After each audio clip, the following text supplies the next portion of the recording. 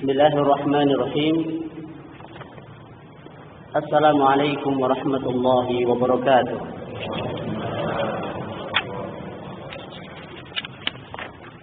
Innal hamdalillah nahmaduhu wa nasta'inuhu wa nastaghfiruhu wa na'udzu billahi min shururi anfusina wa sayyiati a'malina. من يهده الله فلا مضل له ومن يضلل فلا هادي له أشهد أن لا إله إلا الله وحده لا شريك له وأشهد أن محمدا عبده ورسوله صلى الله عليه وعلى آله وصحبه ومن تبع هداه إلى يوم القيامة. يا أيها الذين آمنوا اتقوا الله حق تقاته ولا تموتن إلا وأنتم مسلمون. أما بعد. Bapak-bapak, ibu-ibu, kaum muslimin wal muslimat yang semoga Anda semua senantiasa diberi kesehatan, diberi ketenangan, ketentraman, dan juga kehidupan yang bahagia di dunia wal akhirah. Segala puji dan syukur yang sebanyak-banyaknya seridha Allah, sejumlah kalimat-kalimatnya, seberat arasnya, dan sebanyak makhluk-makhluknya kita sampaikan kepada Allah Subhanahu wa Ta'ala yang telah menciptakan kita, memberikan rezeki, yang mengurusi, yang mengatur kita dari sebelumnya tidak ada. Kemudian dari setetes mani berubah menjadi alaqah, segumpal darah. Kemudian menjadi mudghah, sekerat daging. Kemudian menjadi embrio yang semakin membesar, semakin bertambah waktu, bertambah usia kandungan, semakin sempurna penciptaan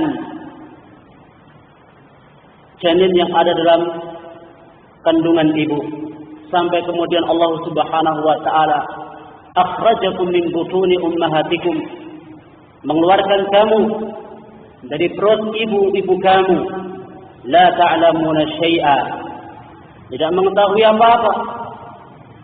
Wa ja'ala lakumus sam'a wal absara wal af'idah la'allakum tashkurun. Maka Allah Subhanahu wa Ta'ala memberikan kepada kita pendengaran, penglihatan, hati, agar kalian bersyukur. Maka kita memuji dan bersyukur kepada Allah Azza wa Jalla atas nikmat-nikmat yang kalau kita menghitungnya saja tidak akan mampu. Menghitung saja tidak mampu. Bagaimana kita bisa mensyukurinya? Maka sedikit waktu dan kesempatan yang Allah berikan kepada kita ini, alhamdulillah, Bapak Ibu, diberi waktu, kesempatan oleh Allah Subhanahu wa Ta'ala untuk berkumpul di rumah Allah ini, di Masjid Barokah ya Pak ya.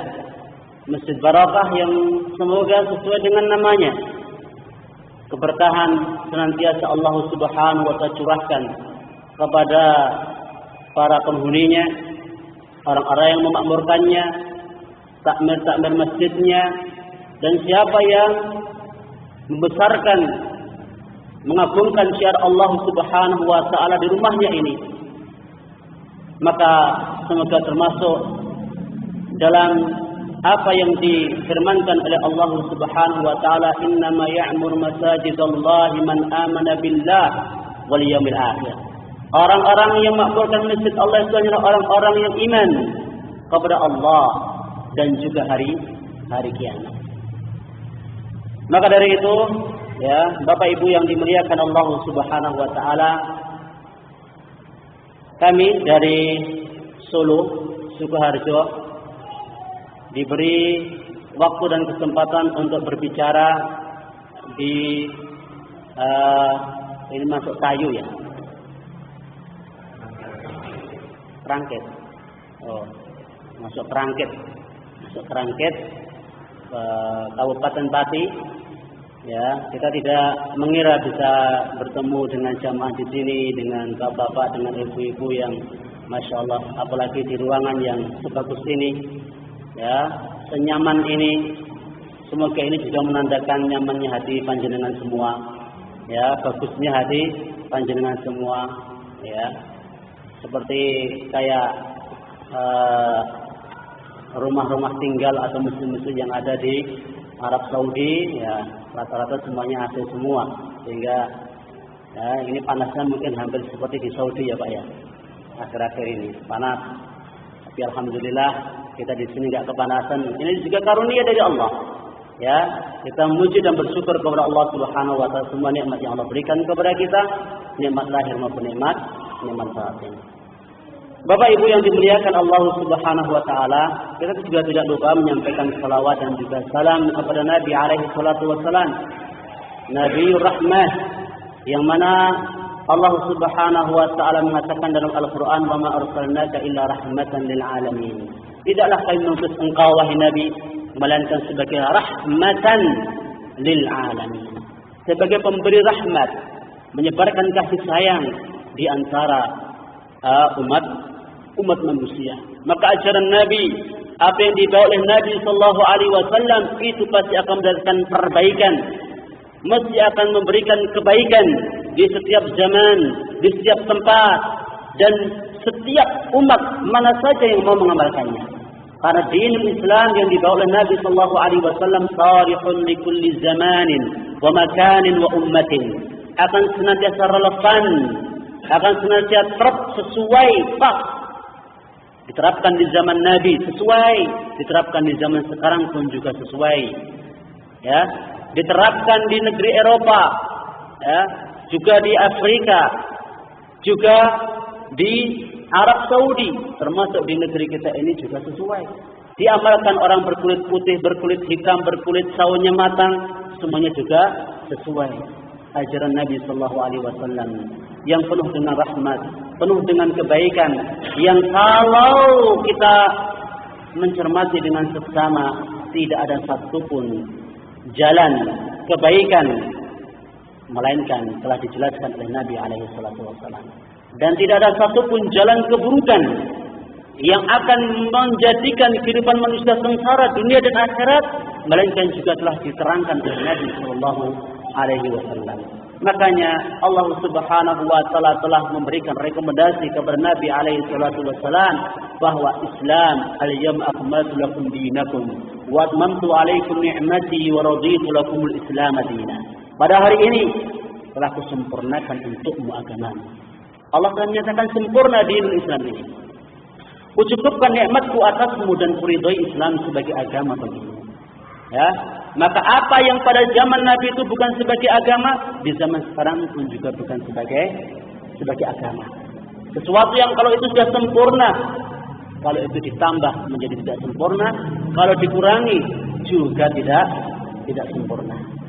Makanya ya, Islam yang telah disampaikan Nabi SAW ini telah sempurna. Kalau ada yang menuduh, ya, kalau ada yang mengklaim bahwa Islam ini belum sempurna, di sana perlu revisi, di sana perlu penambahan, perlu pengurangan dan lain sebagainya, berarti telah menuduh Nabi SAW khianat atas risalah yang Allah Subhanahu wa taala berikan kepada beliau. Tentu ini keluar dari sifatnya Nabi SAW. Semoga salam dan salawat tercurah kepada beliau, keluarga beliau, para sahabat-sahabat beliau dan para pengikut-pengikut beliau yang setia, yang berusaha untuk menggali sunnah dan warisannya Nabi alaihi salatu wassalam, yang tidak lain, innal anbiya lam yuwarrithu dinaran wala dirhaman walakin warrathul ilma faman akhadahu faqad akhadha bihadhin wafirin. Sesungguhnya para nabi mereka tidak mewariskan dinar maupun dirham. Yang mewariskan dinar maupun dirham itu para raja. Para raja, orang-orang kaya mereka mewariskan dinar maupun dirham, tapi para nabi tidak. Para nabi yang mereka wariskan itu bukan dinar, bukan dirham, bukan harta kekayaan duniawi. Tapi apa yang mereka wariskan? Yang mereka wariskan itu ilmu. Faman akhadahu faqad akhadha bihadhin wafirin. Siapa yang mengambil warisan Nabi yang berupa ilmu telah mengambil bagian yang besar. Jamaah sekalian yang semoga dimuliakan Allah Subhanahu wa taala. Kita sekarang memasuki tanggal 9 Muharram 1436 Hijriah. Ya. Kita berada di bulan-bulan haram. Bulan-bulan istimewa. Bulan-bulan yang dimuliakan oleh Allah Subhanahu wa taala, seperti yang Allah terangkan di dalam Al-Qur'an, inna iddatash shuhuri indallahi 12 syahran fi kitabillah yawma khalaqas samawati wal ard minha arba'atun hurum. Sesungguhnya hitungan bulan di sisi Allah Subhanahu wa taala ada 12. Ada 12. Pada hari Allah Subhanahu wa taala menciptakan langit-langit dan bumi. Dari 12 bulan itu terdapat 4 bulan haram. Salatatan mutawaliyah. 3 bulan haram itu datang secara berurutan. Dzulqa'dah, Dzulhijjah, Muharram, dan 1 bulan haram itu terpisah antara Jumadah Tsaniyah dan Sya'ban, yaitu bulan Rajab. Ya. Apa keistimewaan bulan haram? Keistimewaan bulan haram adalah diharamkan berperang di bulan-bulan ini. Ya. Di 3 bulan haram yang datang secara berurutan ini Allah haramkan perang. Karena orang-orang melaksanakan ibadah haji. Orang-orang melaksanakan ibadah haji yang mana Allah Subhanahu wa taala memuliakan tamu-tamunya. Para tamu-tamu Allah ini dijamin keselamatannya, dijamin keamanannya sehingga enggak boleh perang. Di bulan-bulan haram ini mereka berangkat, mereka pulang, dijamin keamanannya. Ini sebagai salah satu bentuk penjagaan Allah dan pemuliaan penghormatan Allah Subhanahu wa taala terhadap rumahnya, Baitullahil Ka'bah. Ya, diharamkan berbuat aniaya, kezaliman di bulan-bulan ini. Maka ya, kita sedikit menjelaskan tentang bulan Muharram sebelum kita masuk kepada tema pembahasan kita di pagi hari ini, ya. Bahwa salah satu dan banyak di antara bentuk Allah Subhanahu wa taala memuliakan bulan haram, memuliakan Ka'bah, Baitullah, ya, yaitu Ka'bah itu dipagari, dikelilingi oleh Masjidil Haram. Masjidil Haram dipagari, dikelilingi oleh kota Mekah. Kota Mekah dipagari, dikelilingi oleh tanah haram, yang mana enggak boleh kita mencabut tanaman-tanaman yang ada di sana, memburu hewan-hewan buruan yang ada di sana. Berbuat dosa di tanah haram ini akan menjadi besar dosanya. Kemudian juga tanah haram ini dipagari, dikelilingi oleh miqat-miqat. Ya, ada miqat, yaitu makaniyah, miqat tempat.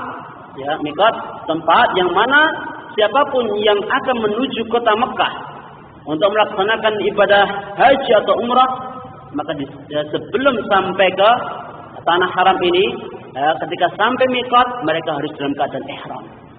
Ini bentuk memuliakan rumahnya Allah Subhanahu wa taala. Dan miqat-miqat ini dikelilingi oleh jazirah Arab. masih ditambah lagi kemuliaannya, Allah Subhanahu wa taala berikan bulan-bulan haram, waktu-waktu yang diharamkan untuk berbuat aniaya, kezaliman, peperangan di waktu tersebut demi menjamin stabilitas keamanan para jemaah haji, tamu-tamunya Allah Subhanahu wa taala.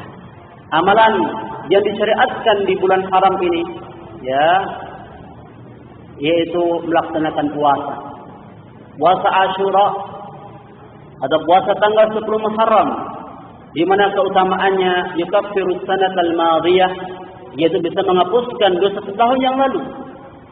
Ini puasa yang didorong oleh Nabi sallallahu alaihi wasallam untuk diamalkan, dan juga Nabi sallallahu alaihi wasallam senantiasa melaksanakannya. Karena puasa sunnah yang diamalkan dan dijaga oleh Nabi sallallahu alaihi wasallam itu adalah puasa Asyura.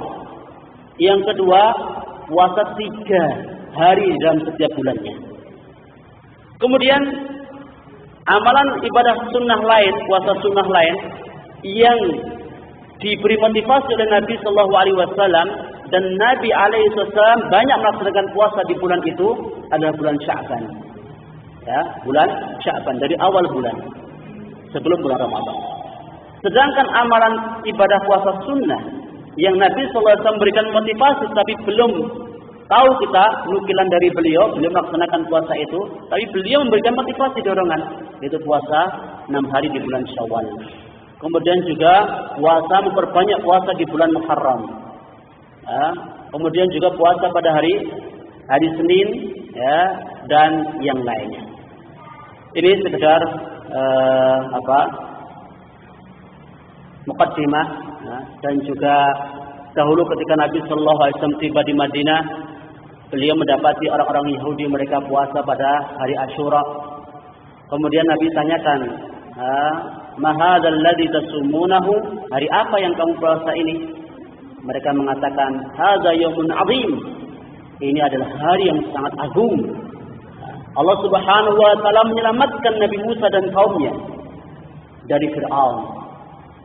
Dan Allah Subhanahu wa taala menenggelamkan Fir'aun dan kaumnya.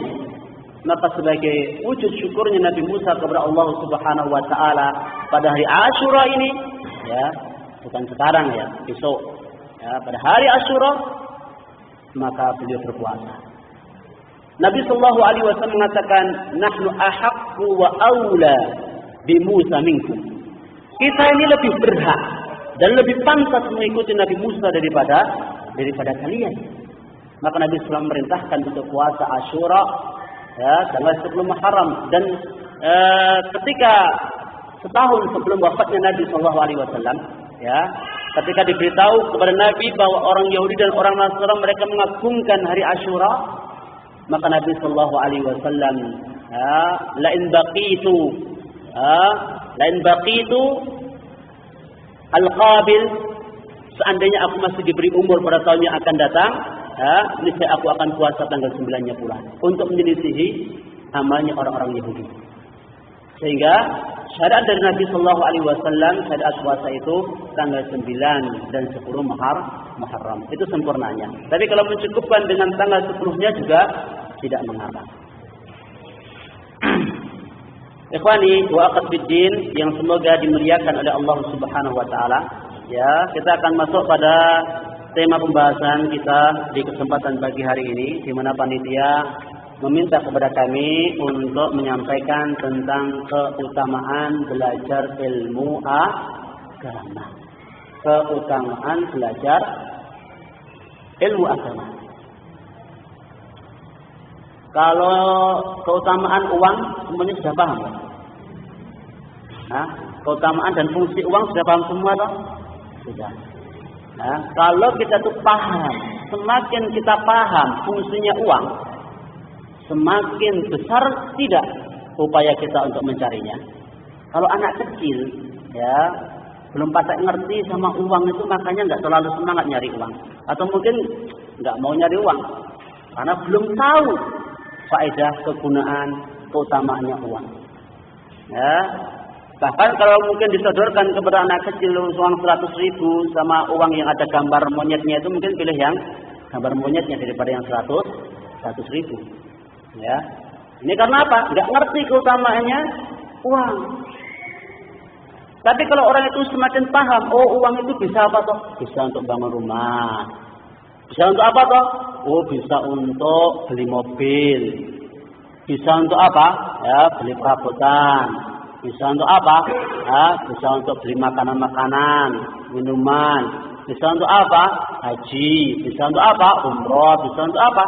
Semakin banyak pengetahuan dia, wawasan dia tentang arti kegunaan uang, ya, dia akan berusaha untuk mencari dan mengupayakannya. Begitu pula, ya, orang yang tahu paham akan keutamaan ilmu agama, ya, karena tidak ada di dunia ini orang yang tamak, ya, yang tidak akan pernah kenyang, yang tidak akan pernah cukup kecuali dua orang tipe manusia. Yang pertama, orang yang mencari harta. Ya, kalau orang itu sudah mendapatkan harta, dulu gajinya ketika awal kerja, ya, awal nikah mungkin 20.000 ya Pak ya, 20.000. Sekarang sudah 50.000. Oh, tambah lagi 100.000. Sudah cukup belum? Cukup atau sudah kurang? Masih kurang. Ya. Oh, dulu kendaraannya baru apa? Sepeda ontel. Kemudian meningkat lagi apa itu? Robot. Sepeda robot itu, ya, Yamaha. Kemudian Star. Kemudian meningkat lagi, ya. Meningkat lagi, itu masih terus ada peningkatan. Mobil juga seperti itu, ya, mobil juga seperti itu. Adanya manusia yang tamak terhadap harta itu, ya, ini kalau seandainya dia sudah punya emas 1 lembah, dia akan masih mencari yang keduanya. Kalau dia sudah memiliki 2 lembah, dia akan mencari yang ketiganya. Sampai apa? Akan memuaskan dia tanah yang akan menyumpal mulutnya ketika dimasukkan ke liang kubur. Insya Allah yang di sini nggak ada, ya. Insya Allah yang di sini nggak ada. Kita sampaikan tipe manusia. Ada yang memang seperti ini, tamak, rakus terhadap harta, nggak pernah qanaah, nggak pernah cukup dengan yang sudah ia miliki. Sehingga apa? Ya, semboyannya adalah time is money. Waktu itu adalah uang. Jadi apapun yang ada dalam benaknya itu pokoknya uang dan uang. Gimana membiarkan uang, gimana mendapatkan uang, dan gimana menikmati uang, dan seterusnya. Baru tersadar itu apa? Saat dia dimasukkan ke liang alhaakumut takatsur hatta zurtumul maqabir. Bermegah-megahan itu telah melalaikan kamu hingga kamu mengunjungi kuburan. Ini yang pertama, ya. Kemudian yang kedua, yang tidak akan pernah kenyang dan juga tidak akan pernah cukup, itu orang yang menuntut ilmu agama. Tidak akan pernah kenyang, tidak akan pernah cukup, walaupun seluruh waktu digunakan untuk mencari ilmu agama. Ilmu itu baru memberikan sedikit bagian kepada dirinya. Kalau seandainya seluruh potensi, seluruh waktu yang ia miliki itu dipakai untuk mencari ilmu agama itu baru sebagiannya saja memberikan kepada dirinya. Loh, sama seperti itu loh.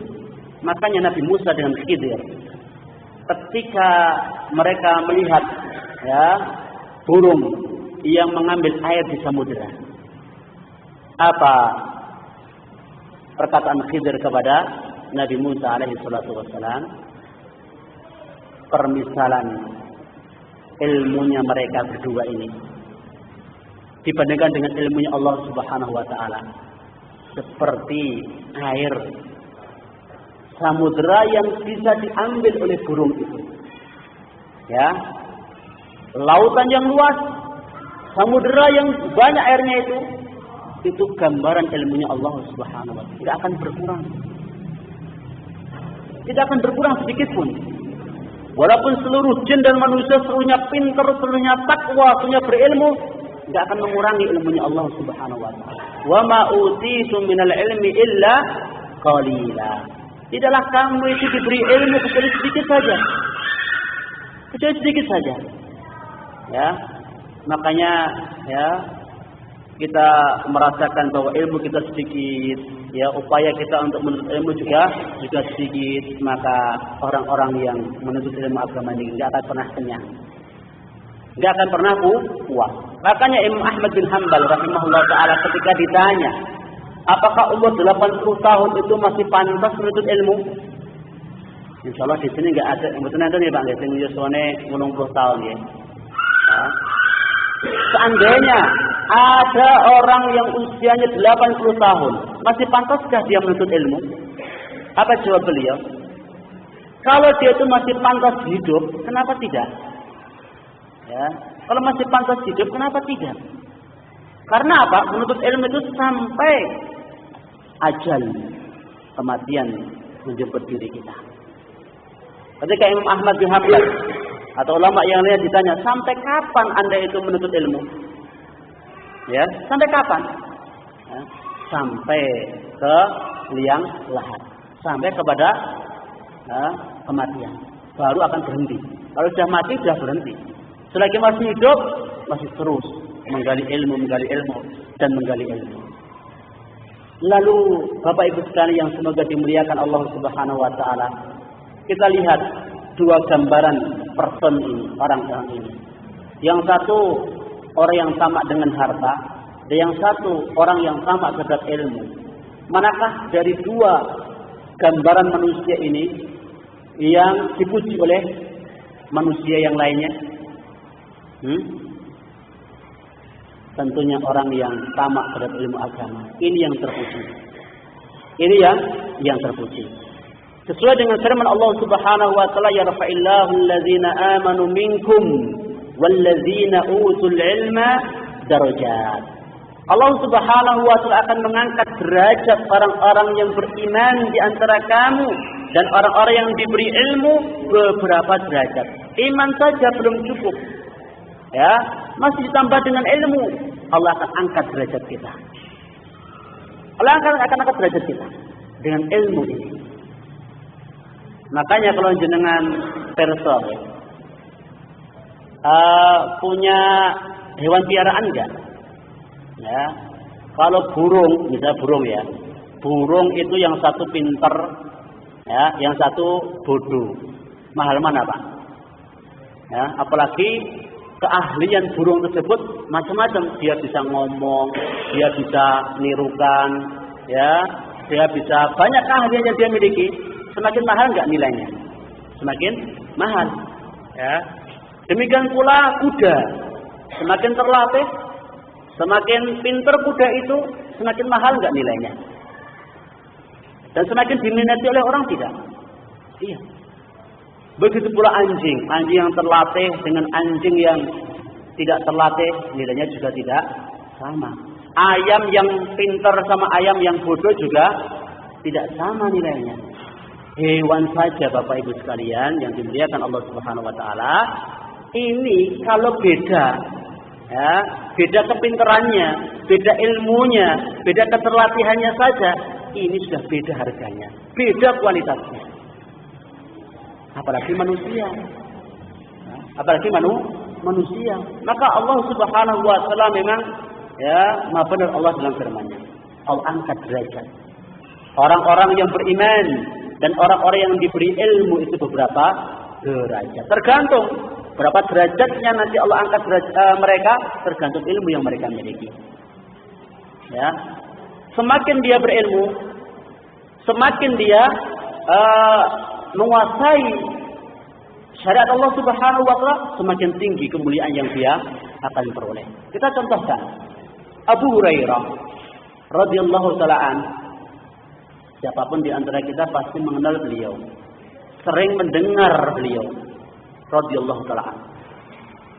Padahal kalau kita tahu sejarah beliau, ya, Beliau itu masuk Islam pada waktu penaklukan Khaybar. Kira-kira tahun ke-7 Hijriah. Kurang lebih selama 3 tahun lebih sedikit bergaul bersama Nabi. Mulazamah. Nimba ilmu dari Nabi, menyertai Nabi SAW. Ya, kenapa beliau bisa menyertai Nabi SAW? Karena beliau orang miskin. Beliau itu termasuk Ahlus Sufah. Ahlus Sufah yaitu sahabat-sahabat yang tidak memiliki tempat tinggal. Dan mereka diberi tempat khusus di Masjid Nabawi. Di Masjid Nabawi. Dan Abu Hurairah termasuk satu di antara sekian puluh sahabat yang tergolong Ahlus Sufah. Para sahabat yang miskin, yang tak memiliki tempat tinggal. Karena kesibukan Muhajirin dan Ansar, ya, Muhajirin banyak yang bercocok tanam, Ansar banyak yang berdagang. Nah, Abu Hurairah ini menyempatkan waktunya, menghabiskan waktunya bersama Nabi sallallahu alaihi wasallam. Ya. Sehingga apa? Ilmu yang beliau dapatkan melampaui sahabat-sahabat yang lain. Bahkan hadis yang diriwayatkan oleh Abu Hurairah radhiyallahu anhu merupakan hadis yang terbanyak, 5.000 sekian hadis yang diriwayatkan dari Abu Hurairah radhiyallahu taala anhu. Melebihi riwayatnya Aisyah, melebihi riwayatnya Abdullah bin Abbas, melebihi riwayatnya Abdullah bin Umar, Abu Sa'id Al-Khudri, ya, dan para sahabat-sahabat yang lainnya.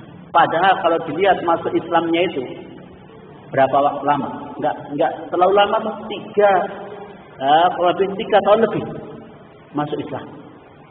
Ya, tapi dengan tempo waktu yang singkat itu, 3 tahun lebih bergaul bersama Nabi sallallahu alaihi wasallam, Allah berikan kepada beliau ilmu yang luar biasa. Ya, merupakan sahabat paling banyak meriwayatkan hadis Nabi alaihi wasallam.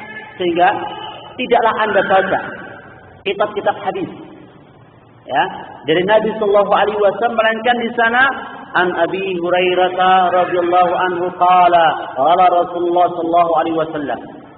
Banyak nanti di sana nama Abu Hurairah tercantum. Padahal beliau ini sudah wafat belum, kan? Sudah wafat belum? Sudah. Tapi kok namanya masih harum? Di sini aja kenal Abu Hurairah. Di Eropa sana ya kenal Abu Hurairah. Ya, Afrika ya kenal Abu Hurairah. Di berbagai penjuru dunia kenal dengan yang namanya Abu Hurairah. Tapi jenengan dikenal nggak di dunia? Hah?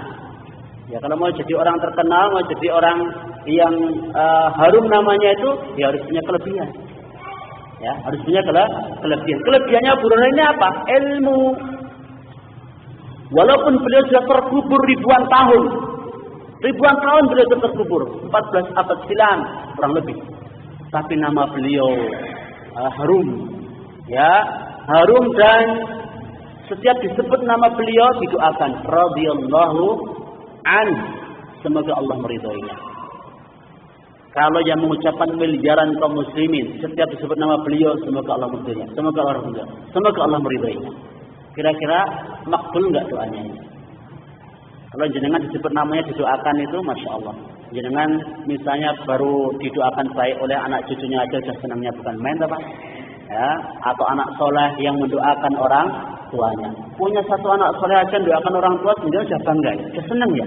Bagaimana kalau kaum muslimin seluruh dunia mendoakan kebaikan kepada Anda semua? Enggak cukup kaum muslimin, makhluk Allah yang ada di langit maupun yang ada di bumi mendoakan kebaikan untuk Anda semua. Tentu ini suatu keutamaan yang sangat besar yang Allah berikan kepada ahli ilmu. Seperti yang disabdakan oleh Nabi sallallahu alaihi wasallam, wa innal 'alima la yastaghfir lahu man fis samawati wal ard hatta al-hitan fil ma'. Ya, sesungguhnya seorang yang alim, ahli ilmu itu sungguh dimintakan ampun oleh siapa? Man fis samawati wal ard, siapa saja yang ada di langit dan yang ada di bumi. Sing wonten langit sinten, Pak? Malaikat. Jumlah malaikat di langit itu banyak enggak? Lebih banyak jumlah penduduk langit daripada penduduk bumi. Sebab apa? Di langit itu tidaklah ada ya tempat sejarah 4 jari, melainkan di sana ada malaikatnya. Mereka sepadat-padatnya penduduk. Apa ada desakan dempet-dempetannya sampai selisihnya 4 jari? Ada nggak Pak? Di bumi itu. Tapi kalau di langit tidak ada jarak. Di langit itu 4 jari, melainkan tidak ada malaikat yang sujud, yang rukuk, yang zikir, berdoa kepada Allah Subhanahu wa taala. Mereka mohonkan ampun kepada ahli ilmu. Ya. Memohonkan ampun untuk ahli ilmu. Penduduk langit juga penduduk bumi. Memohonkan ampun untuk ahli ilmu. Hatta al-hitan fil ma', sampai ikan-ikan yang ada di lautan. Ikan-ikan yang ada di air itu, Pak, memintakan ampun. Iya, memintakan ampun. Luar biasa keutamanya orang berilmu itu. Ya. Ikan yang ada di lautan pun memintakan ampun kepada Allah Subhanahu wa taala untuk ahli ilmu. Bahkan dalam riwayat yang lain, wa wan namlatu fi juhriha, dan semut-semut yang ada di lubang-lubangnya, di lorong-lorongnya, ya, di tempat-tempat tinggalnya itu juga mohonkan ampun ya, kepada ahli ilmu. Ini hidungnya agak gatal ini.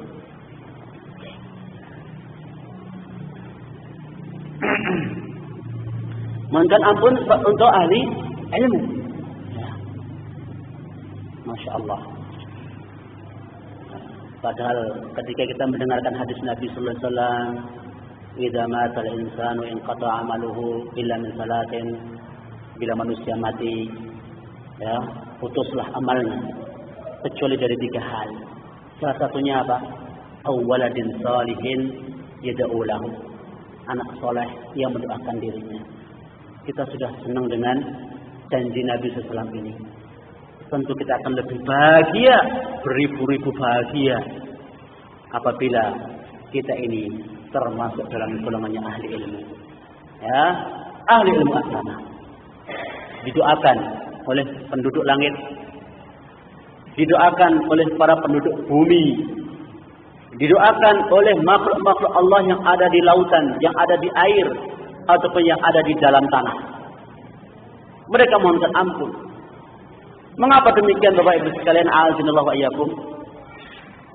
Karena seorang yang alim, seorang yang berilmu itu, dengan ilmu yang ia miliki bisa mengayomi, bisa menerangi, bisa memberikan kemaslahatan untuk umat. Untuk umat. Maslahat bagi penduduk langit, maslahat bagi penduduk bumi. Sebab nanti kalau tidak ada lagi orang alim, ya, tidak tersebar ilmu agama, tidak ada lagi dakwah Islam, tidak terdengar lagi suara Allah, Allah, Allah, kiamat. Jadi yang terus memelihara eksistensi keberadaan dunia ini di antaranya adalah para ulama. Ya, sebab mereka yang menjaga eksistensi dunia ini. Dengan apa? Dengan tauhid. Dengan penyampaian ilmu yang mereka jelaskan kepada manusia bahwa tujuan Allah menciptakan langit dan bumi, menciptakan surga neraka, menciptakan jin manusia, menciptakan gunung-gunung, langit, bumi, lautan, menurunkan kitab-kitab, ya, mengutus para rasul, mencatat pahala, mencatat dosa, itu semuanya demi tegaknya tauhid di muka bumi ini. Siapa yang akan menjelaskan tauhid? Ilmu yang diwariskan oleh para nabi dan rasul tentunya adalah para ulama.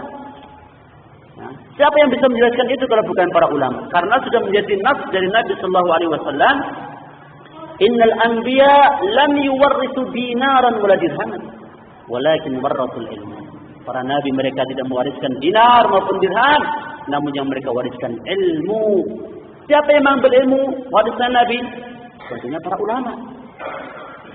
Nah, para ulama yang telah mengambil warisannya Nabi ini berupa ilmu ini. Jadi ulama ini adalah ya termasuk penjaga din, dan juga yang ikut melestarikan eksistensi dunia, fungsi dunia ini.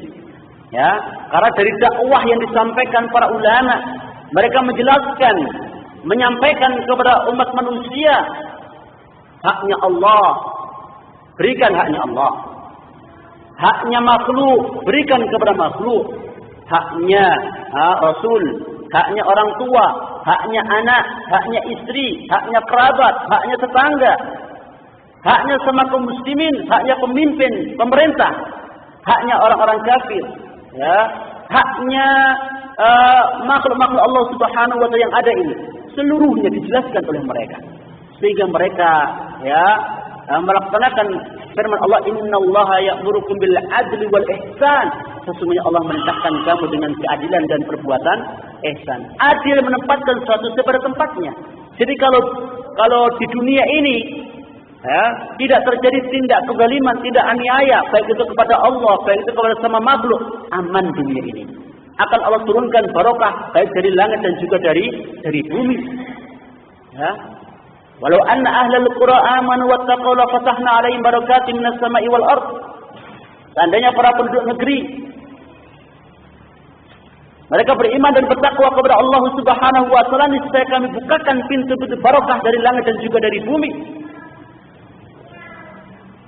Barokahnya Allah Subhanahu wa taala. Berkat siapa? Dakwahnya para ulama. Penjelasannya para ulama yang mana mereka itu menyampaikan ilmu dari para nabi, Rasul utusan Allah Subhanahu wa taala. Wajarlah kalau seandainya penduduk langit, penduduk bumi mereka mintakan ampun, mendoakan kebaikan untuk ahli ilmu, untuk para ulama, karena jasa mereka, keutamaan mereka yang besar di sisi Allah dan juga di sisi manusia dan makhluk-makhluk Allah Subhanahu wa taala yang lainnya. Sehingga ya sungguh ya apa yang disampaikan oleh Nabi sallallahu alaihi wasallam memberikan gambaran seperti itu. Terlebih lagi dalam hadis lain yang Nabi SAW sampaikan, wa fadlul alimi 'ala al-'abidi ka fadlil qamari 'ala sa'il kawakib. Keutamaannya ahli ilmu dibandingkan dengan ahli ibadah itu seperti keutamaannya bulan dibandingkan bintang-bintang. Jangan bersani bulan ya. Bulan, apalagi bulan purnama. Jangan bandingnya kali bintang. Ya. Lebih kuat mana dalam memberikan kemanfaatan, menerangi dunia ini? Tentu jawabannya sama kita. Bulan. Bulan yang lebih terang cahayanya. Bulan yang lebih menyinari alam dunia ini daripada bintang. Bintang ini perumpamannya ahli ibadah. Bulan ini perumpamannya ahli ilmu. Makanya ya bulan yang ada di Amerika, bulan yang ada di Arab Saudi, bulan yang ada di Uni Soviet, Rusia, bulan yang ada di Indonesia, bulan yang ada di Australia, yang ada di Afrika, semuanya sama. Ya, dan menerangi semuanya di belahan bumi ya, ini. Bulan memberikan penerangan kepada dunia. Ahli ilmu juga seperti itu. Ya. Tidakkah kita kenal Imam Malik, Imam Syafi'i, Imam Ahmad, Imam Abu Hanifah, Imam Bukhari, Imam Muslim, Imam Tirmizi, Imam Nasa'i, ya, Ibnu Majah, Abu Dawud, ya, Imam Nawawi, Ibnu Rajab Al-Hambali, Syekhul Islam Ibnu Taimiyah dan para ulama-ulama yang mereka turun temurun dari generasi ke generasi akan sinambung terus. Akan saling mewariskan ilmu, akan saling mewariskan peninggalannya Nabi sallallahu alaihi wasallam sampai akhir zaman nanti. Seperti yang disabdakan oleh Nabi sallallahu alaihi wasallam, "Yahmilu hadzal ilma min kulli khalafin uduluhu, yanfuna anhu tahrif al-ghalin wa intihal al-mubtilin wa ta'wil al-jahilin." Agama ini akan diusung, akan dibawa oleh orang-orang yang adil. Ya, oleh orang-orang yang adil. Dari setiap generasi dibawa orang-orang yang adil, yang betul-betul menegakkan agama Allah Subhanahu wa taala.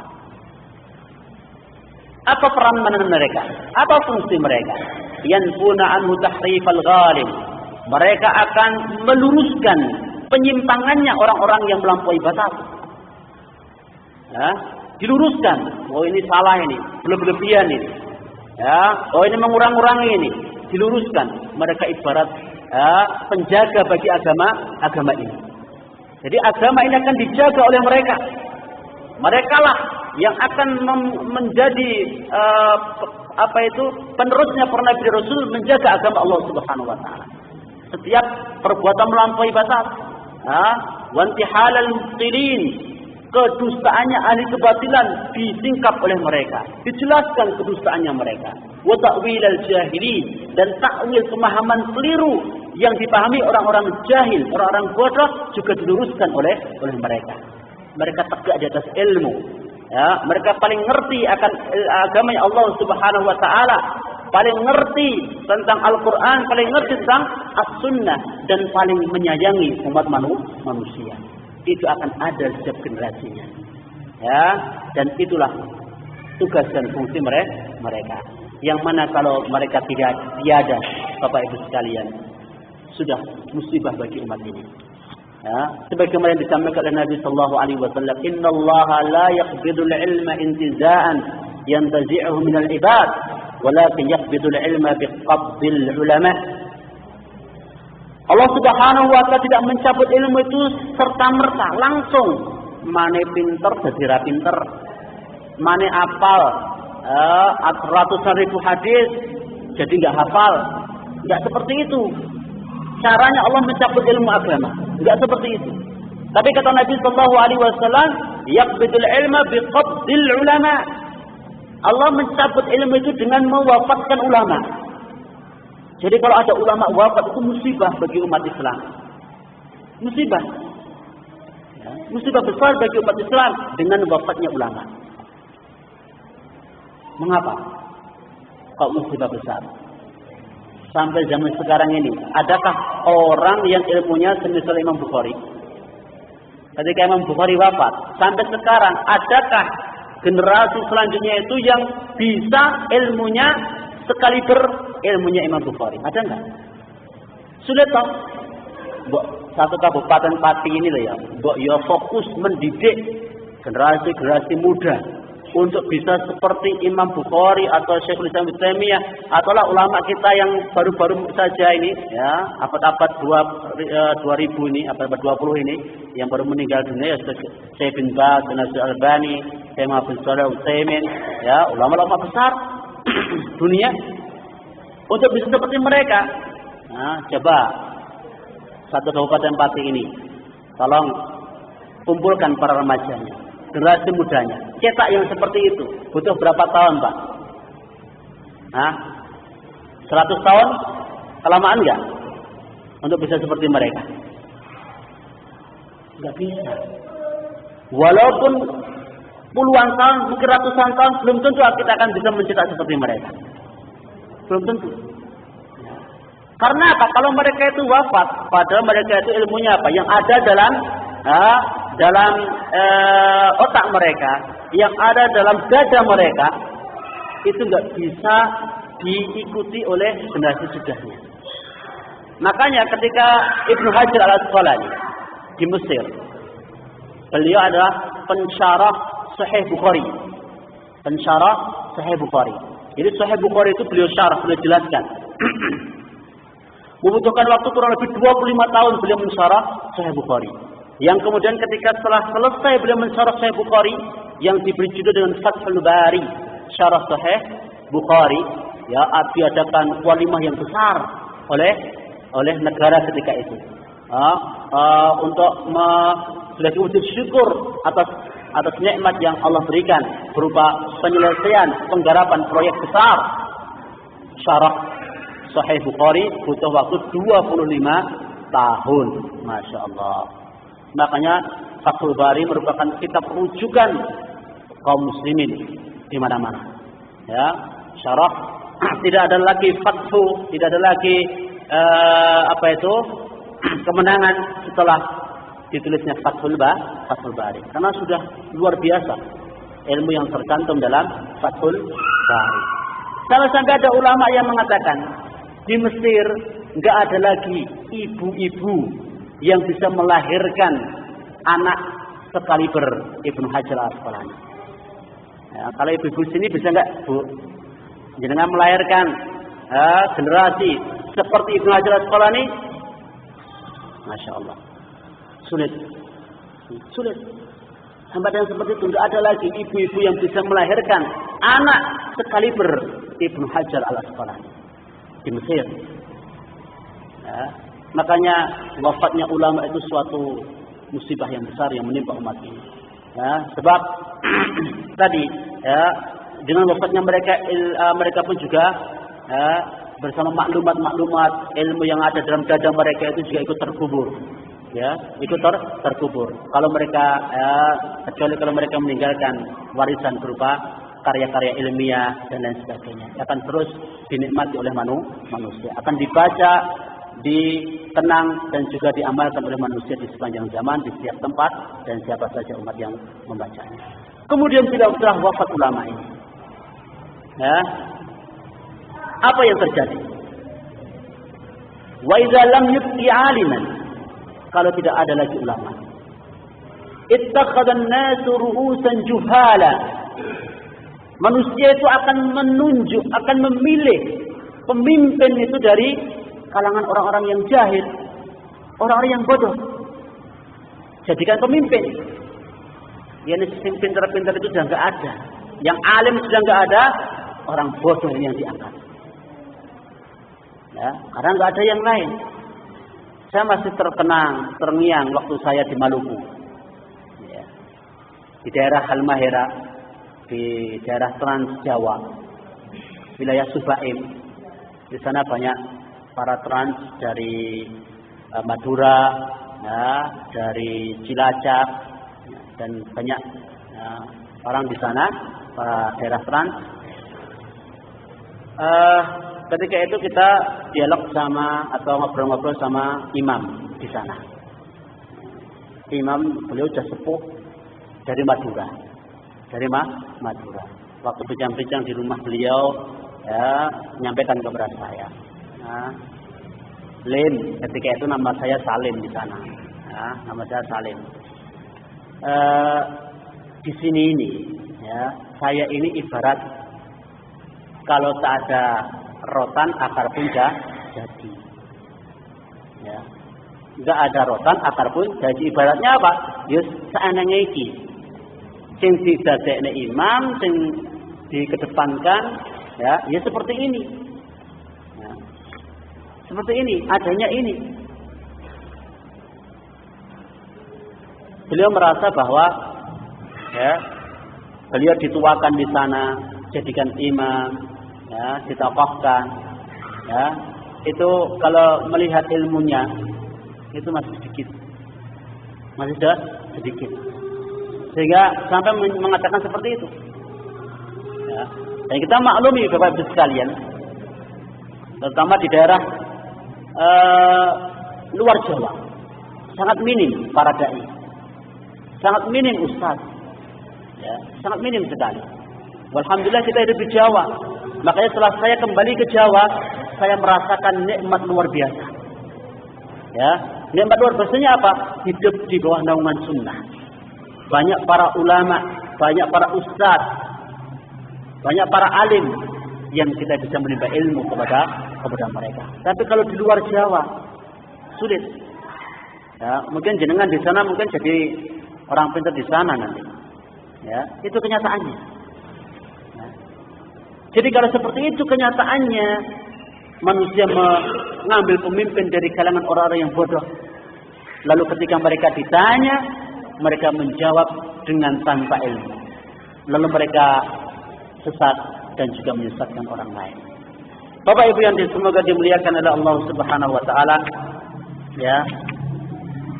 Ini tadi kita masih mukadimah juga ini. Kita langsung jelaskan berikutnya, yaitu tentang keutamaan ilmu yang sebagiannya sudah kita kupas tadi, namun belum kita fokuskan, ya, keutamaan ilmu. Nah, Yang pertama tadi kita telah sampaikan bahwa ilmu itu irful anbiya, warisannya para nabi. Sudah kita jelaskan tadi. Kemudian sekarang saya tanya Bapak Ibu sekalian, siapa yang ingin jadi ahli warisnya presiden? Dan senangkah Bapak Ibu sekalian jadi ahli warisnya presiden? Sudah senang bangga ya? Jadi ahli warisnya presiden atau orang dekatnya presiden aja mungkin kemana-mana polisi nggak berani nangkap ya. Polisi nggak berani nangkap, di mana-mana mungkin dimuliakan oleh orang. Itu saja baru ahli warisnya presiden. Sudah bangga orang itu. Nah, bagaimana kalau jenengan ini ada tawaran. Mau nggak jadi ahli warisnya Nabi? Jenengan itu nggak perlu nasabnya diganti. Ya, nggak perlu diganti nasabnya al-aqlas, ya, misalnya. Ya. Atau marga-marga yang itu masih ada keturunan dengan Nabi Sallallahu Alaihi Wasallam, nggak perlu Pak. Jenengan itu kalau ingin jadi ahli warisnya Nabi itu semuanya bisa, terbuka ini kesempatan, tawaran kepada semuanya. Bapak-bapak boleh, ibu-ibu juga bisa. Siapa mau jadi ahli warisnya Nabi Sallallahu Alaihi Wasallam? Walaupun kita hidup di kurun abad ini, abad 20 ini, tapi kita bisa menjadi ahli warisnya Nabi. Makanya dalam bait syair disampaikan bahwa ahlul hadis hum ahlun nabi. Fa illam yashabu nafsahu anfasu sahibi. Ahli hadis, mereka itu keluarganya Nabi. Meskipun fisik mereka itu tidak bersama Nabi sallallahu alaihi wasallam, namun dari hembusan nafas. Ya, perkataan-perkataan mereka yang menukil perkataannya Nabi sallallahu alaihi wasallam, mereka itu menyertai Nabi sallallahu alaihi wasallam dalam ucapan-ucapan mereka. Bukankah sejak tadi saya itu nukil dari Nabi? Menukil dari sabda Nabi sallallahu alaihi wasallam. Jadi walaupun kita ini tidak secara nasab keturunannya Nabi sallallahu alaihi wasallam, tapi kita bisa menjadi ahli waris Nabi dengan ilmu. Dengan apa? Dengan ilmu.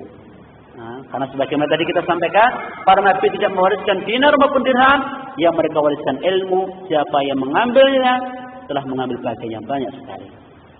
Ya, jadi monggo nanti pihak yayasan atau bekerja sama dengan Ta'mir Masjid ini mencetak calon-calon ahli warisnya Rasulullah SAW. Gimana caranya? Jadi ahli waris Rasulullah, ya kajiannya digiatkan. Ya, kajian digiatkan bahasa Arab. Ya, karena kalau kita nggak bisa jadi alim kalau nggak paham bahasa Arab. Masuk alim nggak paham bahasa Arab. Karena bahasa Arab bahasa pokok, bahasa Quran, bahasa sunnah, bahasa di surga. Kita belajar bahasa Arab sebagai dasar kita, alat kita memahami agama. Nah, kalau kita nggak pinter, nggak ngerti bahasa Arab, kita akan dibodohi orang nanti. Ya, akan dibodohi orang. Ya. Kemudian juga belajar tentang akidah, belajar tentang ibadah. Ini pokok juga, akidah membenahi batin kita, ruh kita. Ya. Kemudian ibadah memperbaiki, ya, atau fikih, ya. Kita belajar akidah, kita belajar fikih. Kalau akidah memperbaiki batiniah kita, ya, dan ini pokok asal, ya, kita benahi ruh kita ini dalam ilmu akidah. Kemudian kalau fikih membenahi amaliyah kita, ya, membenahi amaliyah kita. Dan fikih ini meliputi dua, kitab ibadah dan kitab muamalah. Kitab ibadah mulai dari kitab taharah, kitab salat, kitab zakat, kitab puasa, kitab haji, memperbaiki hubungan kita kepada Allah Subhanahu wa taala. Kemudian dalam kitab muamalah ada kitabul buyu, ada kitab jual beli. Yang ini babnya paling banyak. Ya, dalam kitab muamalah babnya ini paling banyak ini. Banyak sekali cakupan dalam kitab buyu, kitab jual beli. Ya, ini muamalah kita sehari-hari. Juga kitab menikah, ya, mengatur muamalah antara suami istri dan keluarga di rumah. Di sana ada kitab al-at'imah wal ashribah, ya, kitab tentang masalah makanan dan minuman. Di sana ada kitab tentang masalah jinayat, tindak pidana, perdata. Ya, ini ada kitab jihad. Di sana ada kitab al-aiman wan nuzur, kitab sumpah, kitab nazar. Di sana juga ada kitab-kitab al-mawarid, kitab warisan. dan lain sebagainya. Komplit mengurus muamalah antara sama hamba. Jadi Islam dalam fikih ini komplit mengurusi muamalah vertikal hamba kepada Allah dan horizontal mengurus muamalah antara sama manusia. Komplit sekali. Kalau jenengan belajar dari awal sampai akhir, dari kitab Taharah sampai paling akhir pembahasan fikih, Anda akan merasakan nikmat sekali. Ternyata Islam itu luar biasa.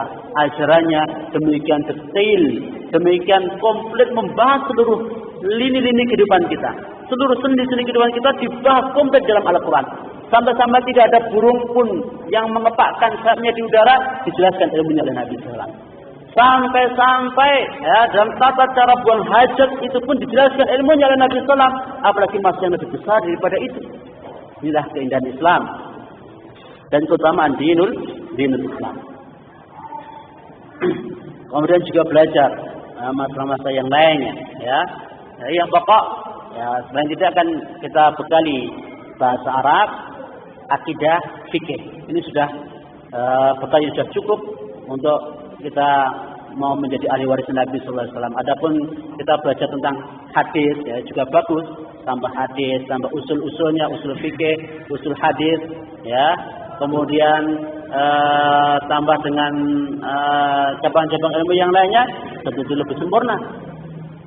Tapi saya kira ya di sini cukuplah itu tadi, ya minimal bahasa Arab, akidah, fikih, hadis.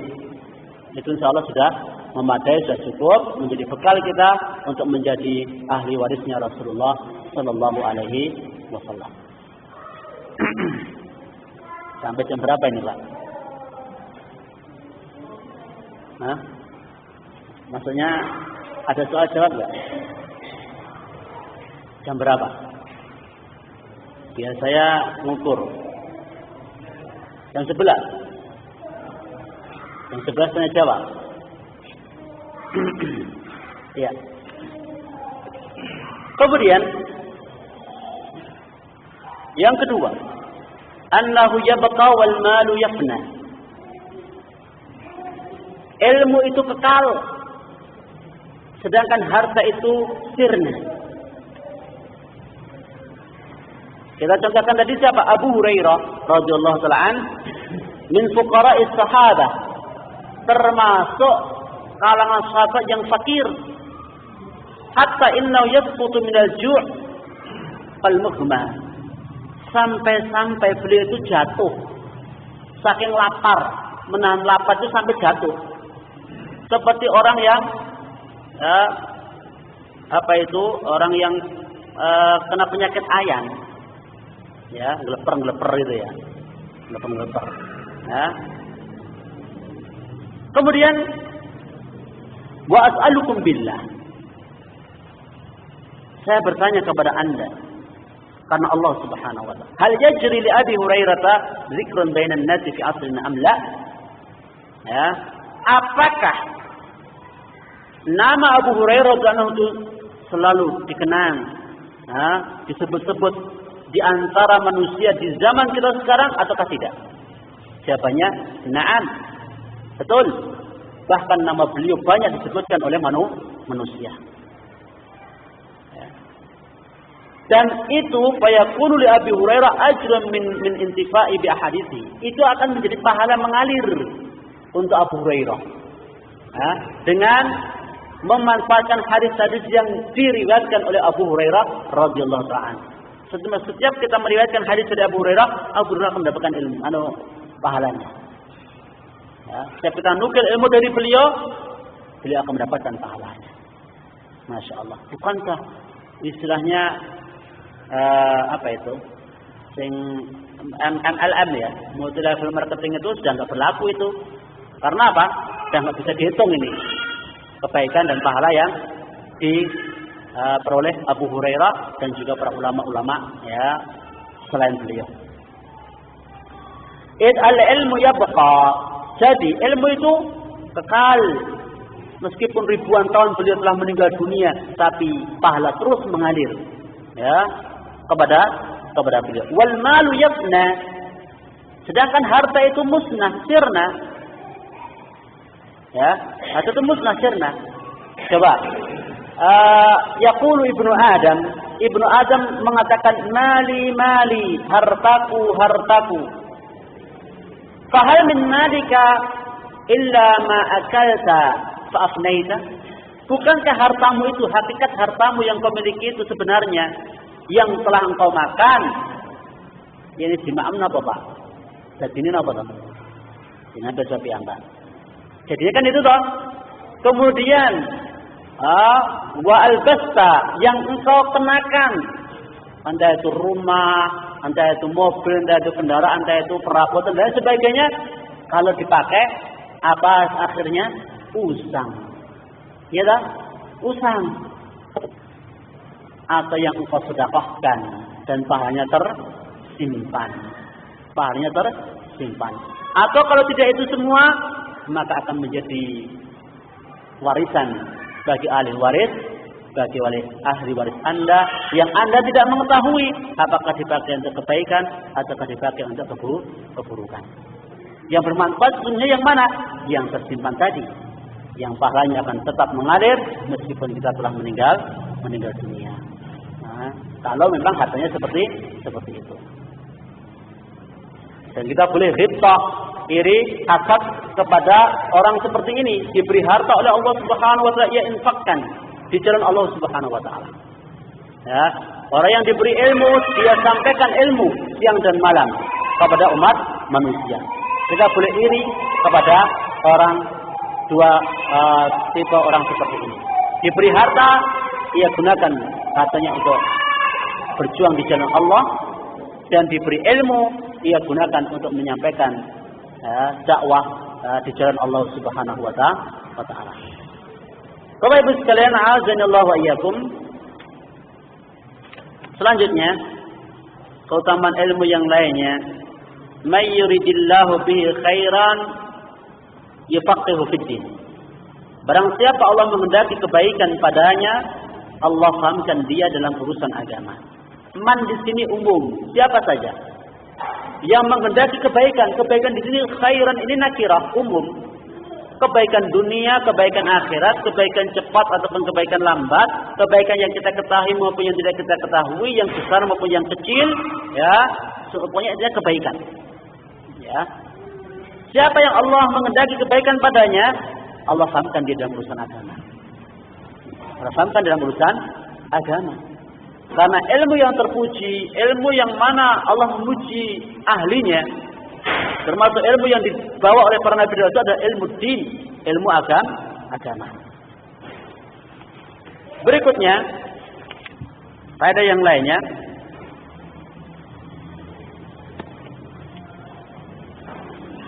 annal alima nurun yuhtada bihin nas fi umuri dini wa dunyahum. Ahli ilmu itu cahaya pelita yang menjadi suluh penerang bagi manusia dalam urusan agama maupun dunia mereka. Wala yakhfa 'ala katsirin min qissatir rajul alladhi min Bani Israil. Tentunya kita tidak asing dengan kisah seorang laki dari Bani Israil yang telah membunuh 99 nyawa. Saat ini jenengan ya, dilapori orang, Pak, saya itu telah membunuh 99 orang. Jenengan anggap gede betul? Besar enggak itu? Membunuh 99 nyawa. Wah. Dulu aja membunuh 11 orang aja sudah geger kok media massa itu. Apalagi ini 99 sengaja dibunuh. Besar-besar tak ini? Besar-besar ini. Makanya kalau kita nggak punya ilmu, ya, nggak akan bisa memberikan suluh penerangan kepada umat manusia. Fasala an a'lami ahli al-ard. Lalu ia bertanya, minta ditunjukkan orang yang paling alim di muka bumi ini.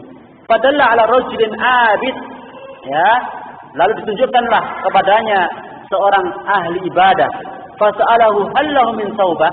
Ia bertanya kepadanya, masih adakah taubat baginya? Maka annal abida ista'zama al-amra.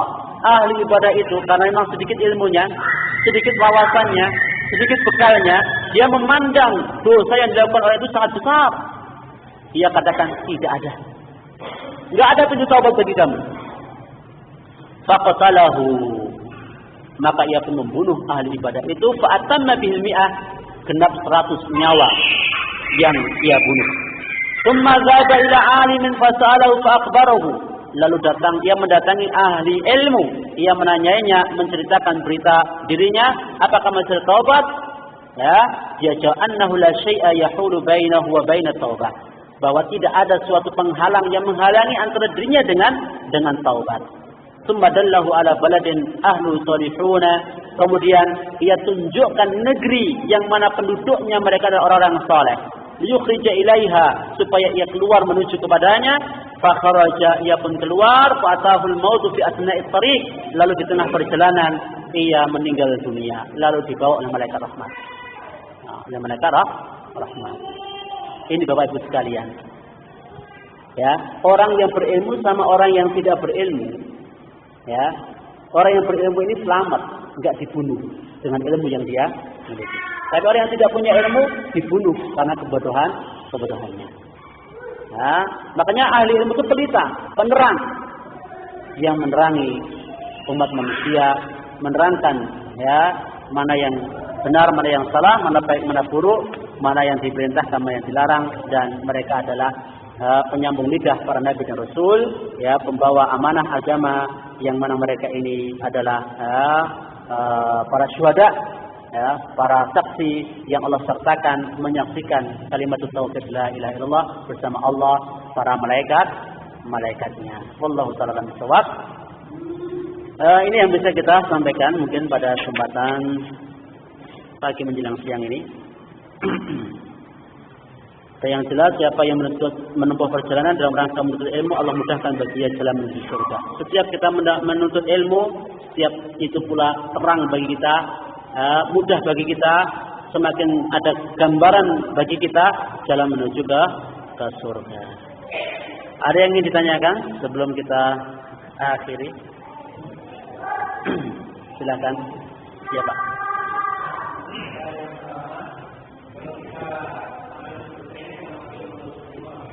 Taklim seperti ini.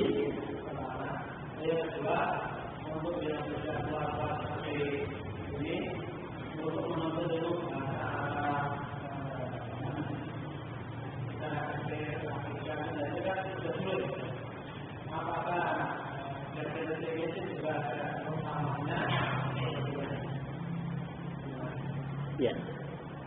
Dua pertanyaan yang disampaikan, ya, barakallahu fiik. Yang pertama, apakah majelis seperti ini ada termasuk majelis ilmu?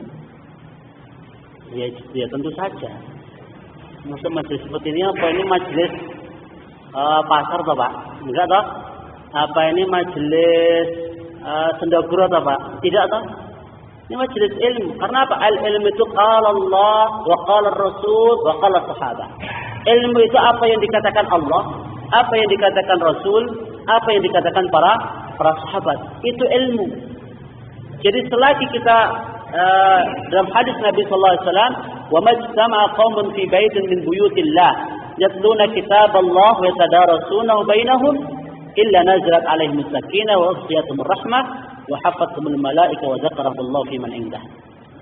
Tidaklah suatu kaum mereka berkumpul seperti kita ini, berkumpul di salah satu di antara rumah-rumah Allah.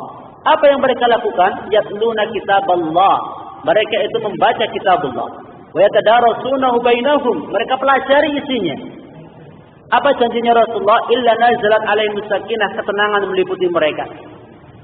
Wa ghasyiyatuhum rahmah, rahmat Allah menyelimuti mereka. Wa hafathumul malaikah, para malaikat mengelilingi mereka.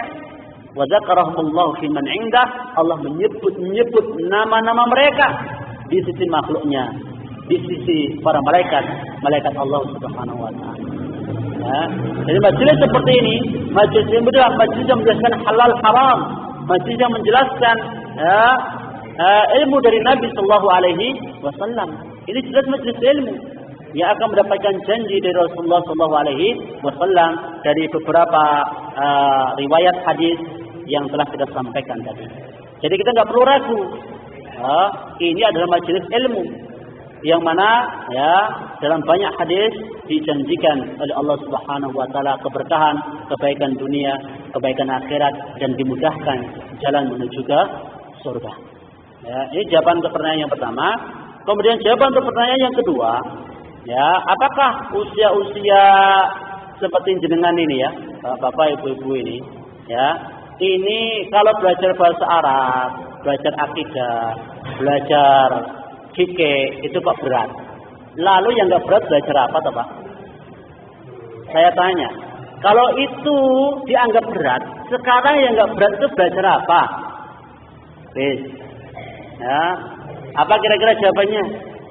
Belajar matematika, berat betul.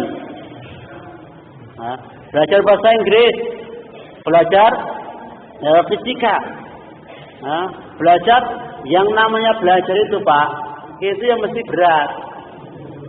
Nah, belajar apa saja itu berat. Mau belajar anak kecil belajar merangkak aja berat, kadang jatuh bangun. Belajar berdiri pun juga berat. Ya, belajar berjalan, belajar berlari, semuanya namanya belajar itu ya berat. Semuanya berat. Tapi apa?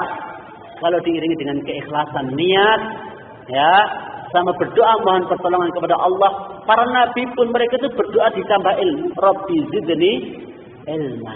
Ya Allah tambahkan ilmu kepada Nabi saja masih meminta tambahan ilmu, apalagi kita.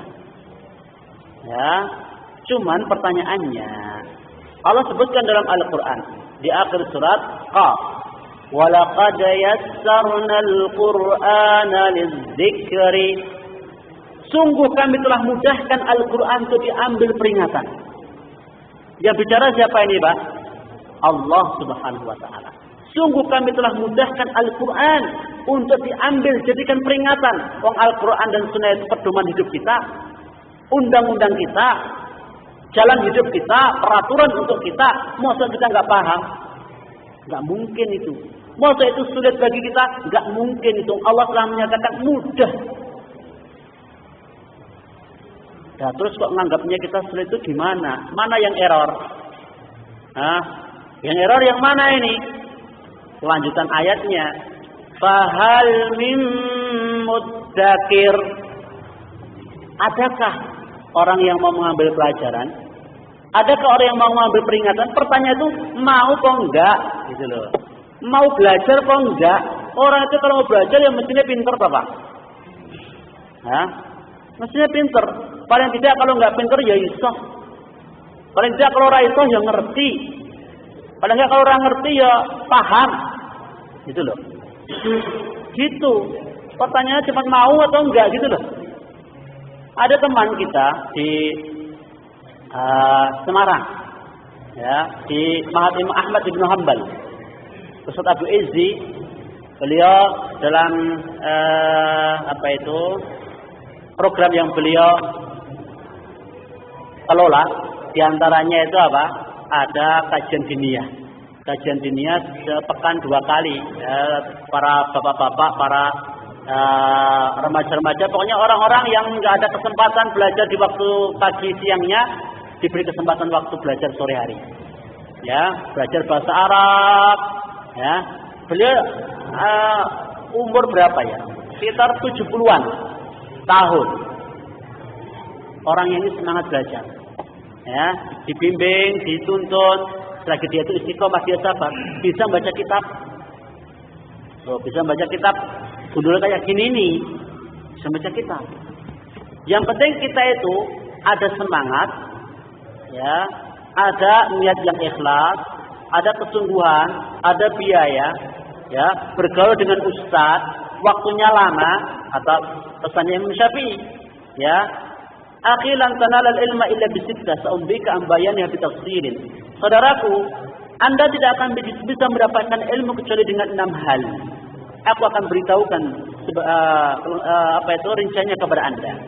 Zakaun, cerdas. Ya. Jangan mengatakan, saya itu bukan orang cerdas. Wah, jangan bilang gitu dulu, Pak. Coba dulu lah.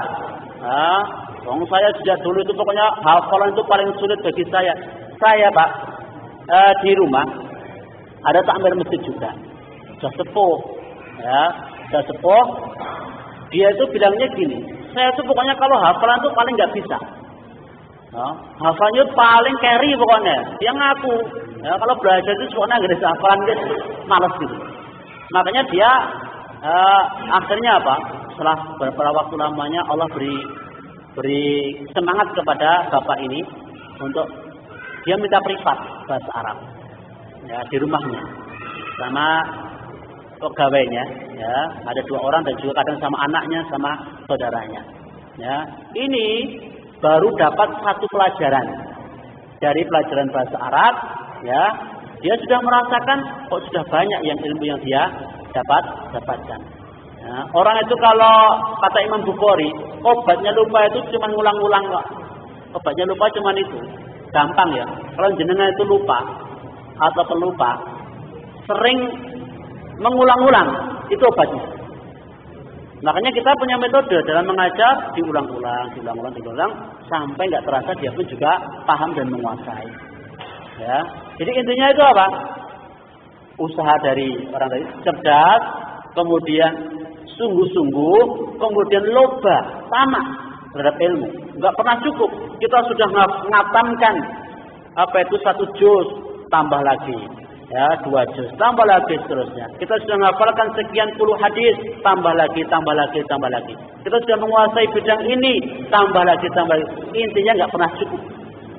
Itu modalnya, kata Imam Syafi'i. Kemudian bulughah ada biaya.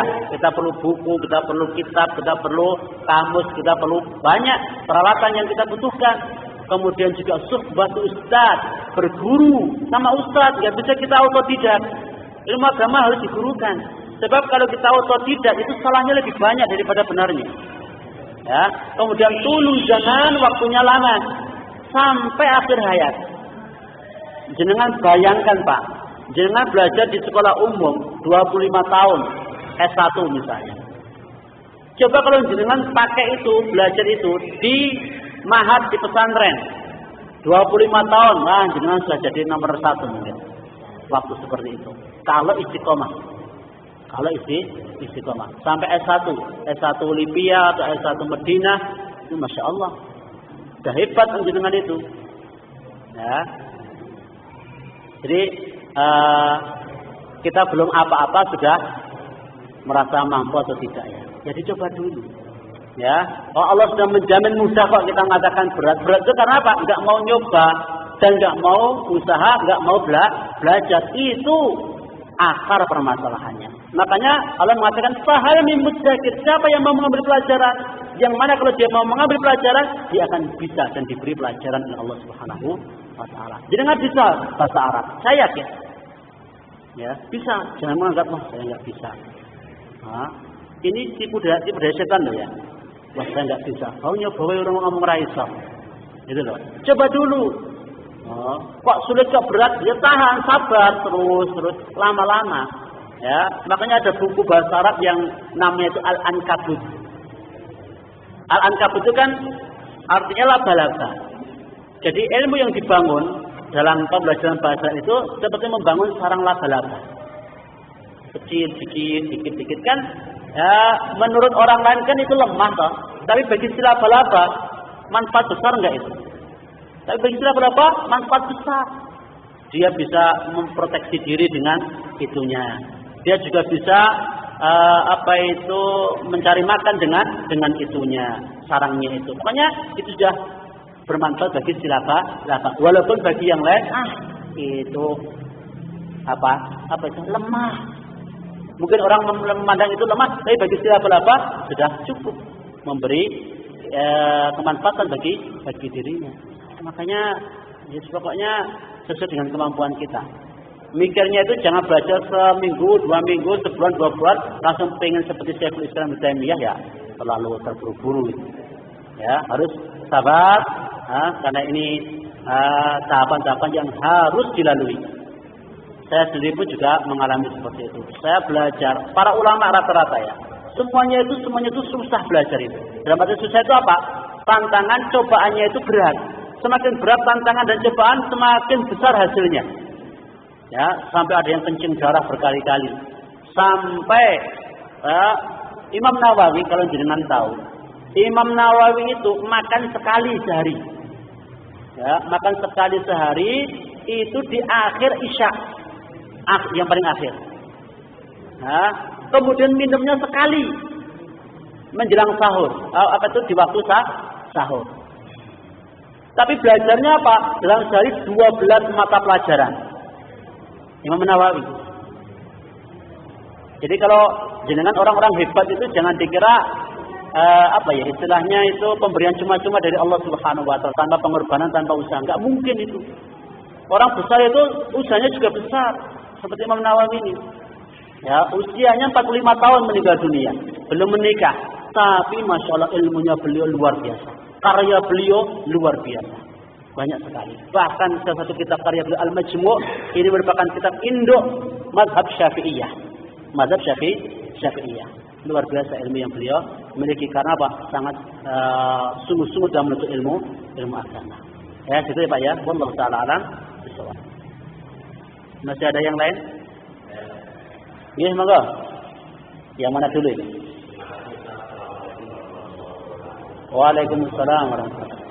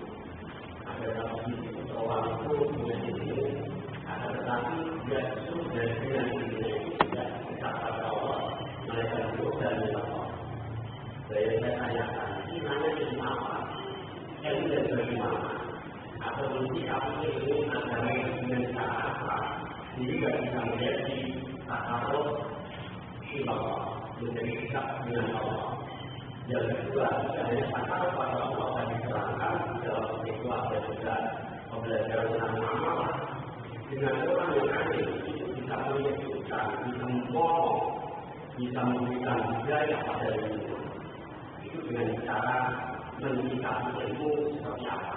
Kalau ilmu secara aktif memang bagus, memang bisa umat Rasulullah di dalam mengkonsumsi ilmu Islam itu dengan cara seperti apa. Demikian semoga dijawabkan. Terima kasih. Wassalamualaikum warahmatullahi wabarakatuh. Waalaikumsalam warahmatullahi wabarakatuh. Barakallahu fiik. Pertanyaannya, apa ilmu itu? Ta'riful ilm. Ilmu itu apa? Ulama banyak mendefinisikan ilmu itu. Al-Hasan rahimahullah ta'ala menyampaikan al-ilmu khasyatullah. Ilmu itu takut kepada Allah Subhanahu wa ta'ala. Kemudian ada pula yang ini mengambil istinbat hukum dari firman Allah Subhanahu wa ta'ala, "Innama yakhsyallaha min ibadihil ulama." Bahwasanya yang takut kepada Allah Subhanahu wa ta'ala hanyalah para ulama. Berarti ciri yang menonjol dari ulama, ya, ahli ilmu ini adalah khasyatullah. Karena semakin orang itu mengenal Allah, semakin orang itu dekat kepada Allah, maka semakin takut dirinya kepada Allah Subhanahu wa ta'ala.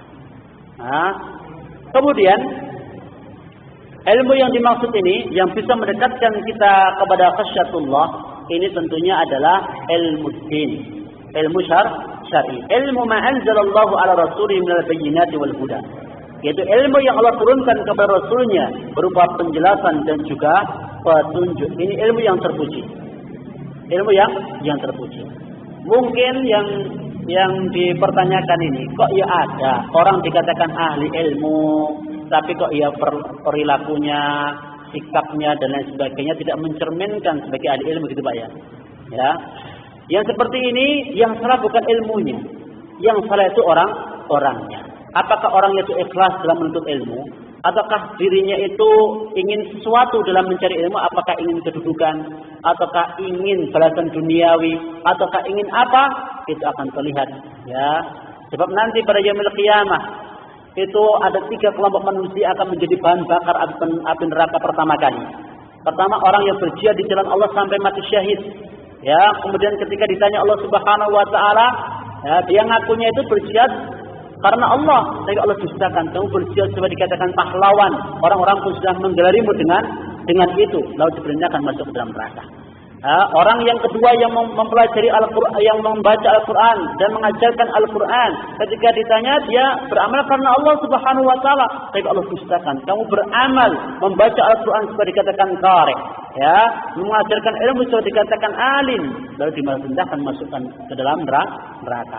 Yang ketiga orang yang berderma di jalan Allah, tidak ada satu jalan pun di mana Allah perintahkan untuk berderma, berinfak, melainkan dia berinfak di dalamnya. Ya, tapi Allah dustakan.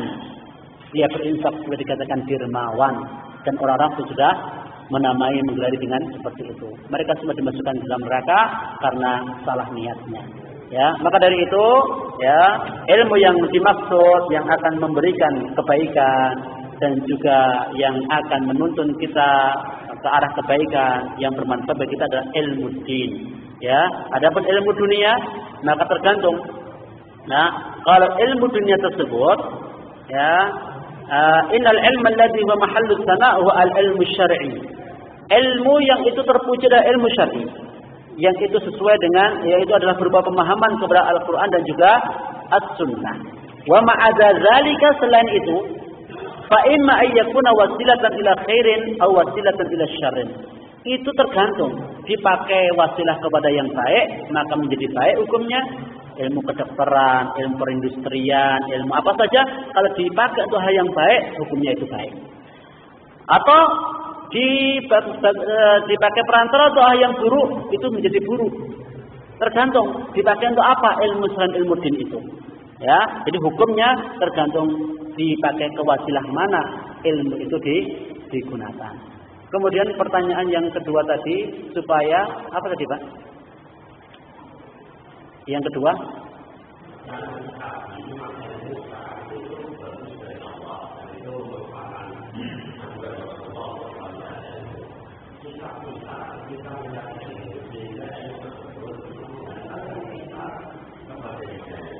ya, cara kita, Pak, kita menuntut ilmu itu seperti caranya para ulama. Ya, kita menuntut ilmu itu cara kita seperti caranya ulama. Sebab cara ulama itu apa? Ilmu itu belajar itu bertahap, sedikit demi sedikit, urut. Itu yang akan memberikan bekas asar kepada diri kita. Daripada ilmu yang kita pelajari itu nyomot-nyomot. Nyomot-nyomot itu artinya ya apa ya, enggak urut dan juga tidak berbobot. Dalam arti berbobot itu memberikan fondasi, dasar yang kuat. Kalau dasar kita kuat, ya, karena ilmu akidah ini ibarat dasar fondasi, ya, yang di sana meliputi ma'rifatullah, mengenal Allah Subhanahu wa taala, ma'rifatul Rasul, mengenal Rasul, ma'rifatul dinil Islam, dan mengenal agama Islam dengan dalil-dalilnya. Karena tugas pokok para nabi Rasul seluruhnya itu tiga. Satu, menjelaskan kepada manusia tentang Allah, nama-namanya, sifat-sifatnya, perbuatan-perbuatannya dijelaskan. Ya, supaya makhluk itu mengenal Allah dan kemudian mengagungkan Allah Subhanahu wa taala. Kemudian yang kedua, memperkenalkan jalan, sarana mendekatkan diri kepada Allah dengan melakukan amal-amal ketaatan, amal-amal ibadah. Dan yang ketiga, menjelaskan janji pahala yang akan mereka peroleh bila mana mereka menaati Allah Subhanahu wa taala. Ini misi dakwah para nabi dan rasul, sehingga kalau kita ingin memiliki ilmu yang bermanfaat seperti yang dimiliki para nabi dan rasul, kita harus mengikuti caranya para nabi dan rasul. Nah, pertama kali kita tekankan masalah akidah kepada umat manusia, ya, supaya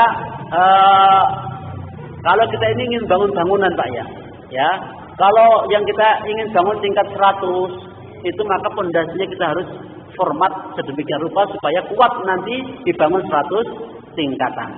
Ya, jangan sampai kita ingin bangun 100, amal kita ingin banyak, perbuatan kita ingin baik, tapi apa? Pondasinya nggak diacuhkan, nggak dirokan, keropos dan lain sebagainya.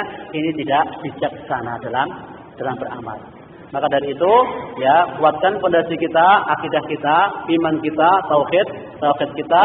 Ini bekal minimal. Adapun yang lainnya tentang masalah ibadah, masalah muamalah dan sebagainya, itu nanti, ya, setelah kita mempelajari masalah akidah dengan benar, ya, ada tahapan-tahapannya. Wallahu taala alam bisawab. Semoga, Pak. Selanjutnya, jangan lupa. Jam setengah 12.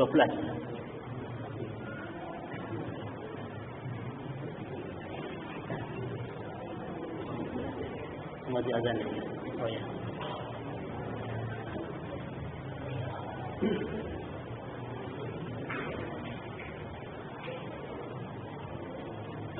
Oke, enggak.